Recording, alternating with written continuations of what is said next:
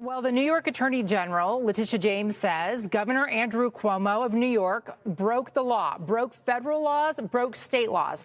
Right now, you have Andrew Cuomo saying in a statement, I have never touched anyone inappropriately. He says he has never had inappropriate sexual advances. He says that is not who I am or who I ever was.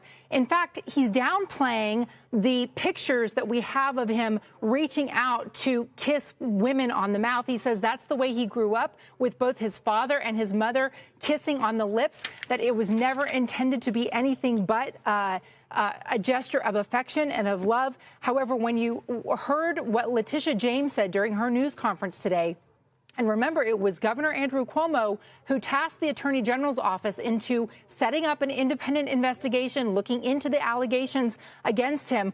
Her conclusion was, and the report flat out states, that there was sexual harassment of people, including unwanted kissing, unwanted groping, that there was unlawful retaliation when women came forward with their complaints, and that in general, the governor had a culture that was toxic and that was poisonous to those who worked for him, including bullying and vindictiveness, and that he actually would set up this environment where people were not able to say no to him. This is a story we've heard before. Harvey Weinstein, Steve Wynn, other leaders who were in some ways the emperor of their environment, accused of setting up an environment where no one could say no. They did not feel like they had the right to say no. And Governor Cuomo right now strongly denying this.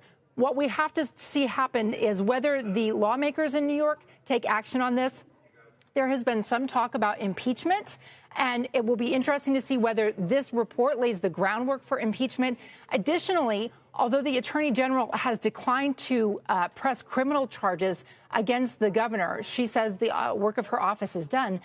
It apparently has been reported in several local municipalities and districts. So whether prosecutors at the county level decide to pick this up and use the report in their own investigations to press their own cases remains to be seen. But again, you have the New York governor right now, Andrew Cuomo, denying that there was any serious sexual advances or any unwanted kissing or groping. He says he never touched anyone inappropriately.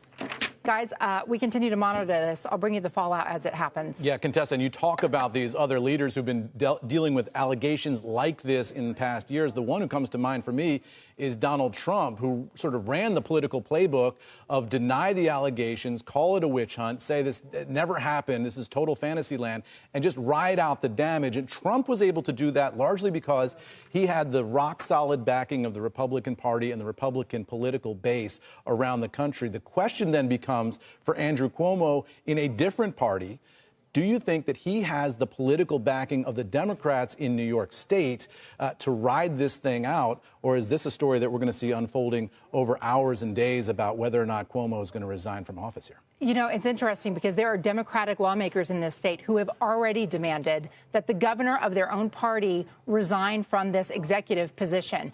I have spoken with at least 3 county executives who, though they declined to be named, have told me this toxic environment, this culture of bullying, was something that they dealt with on a regular basis, including in trying to deal with the governor's office on setting up vaccination and testing sites for coronavirus, that it was a my way or the highway approach. And so it's not surprising to a lot of these people who've been interacting with the governor's mansion, the governor's office for years, to have Letitia James come out and say there was this bullying culture. One more point I want to make to that, Eamon, is that today Letitia James said, and the lead investigators say, in an 11-hour deposition with New York's governor, he did admit that some of the things that he was accused of doing did happening.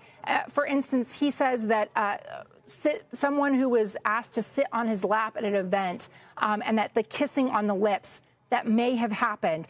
He says that he admitted asking Miss Bennett to do those things and that he might have kissed a state trooper at an event. But his interpretation of those events was totally different than that of the women who have come forward and said they felt scared, they felt frozen, they felt unable to say no. Contessa, this report much tougher than a lot of the Democrats and a lot of the political observers around the country thought it was going to be, and a very tough set of facts now for New York Governor Andrew Cuomo. Contessa Brewer, thanks so much.